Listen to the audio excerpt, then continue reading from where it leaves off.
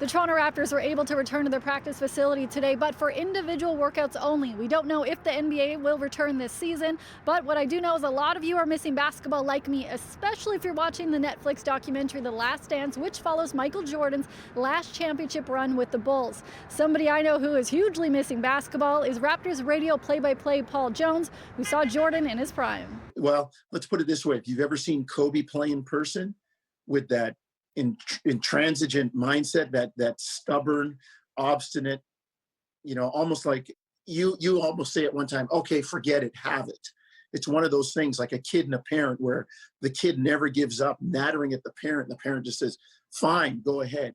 That's what it was like, watching Michael play. I'm going to ridicule you until you get on the same level with me. For years, there has been constant debate over a current NBA player possibly being better than Michael Jordan. But Jones says when it comes to his airness, truly nobody will be able to dethrone him.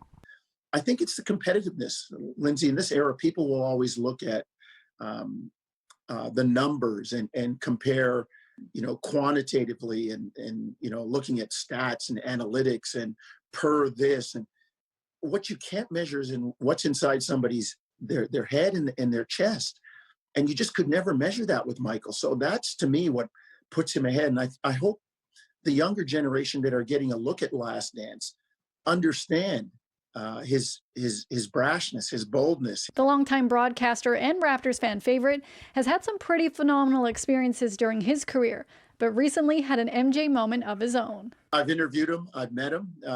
Funny story was last year when the Raptors were in Charlotte. I was getting in the elevator and I heard this, hold the door around the corner. So I stuck my foot, never your arm. The sensors are at the bottom. So I stuck my foot in the bottom of the door and the door popped open and in walks Michael Jordan and his new wife. And I'm just kind of standing there and he knew exactly who I was. I mean, you'd have to be dead to not know who he was. And he kind of looked and he said, you guys are playing pretty well. I said, yeah. Just a matter of keeping it going. And I was going to like 8 and he was going to 4. And he got off and got out. And I was like, oh, okay, hold it together. Just down the street from where the Raptors practice is where the Marlies play. And it was announced today that the AHL has officially canceled their season.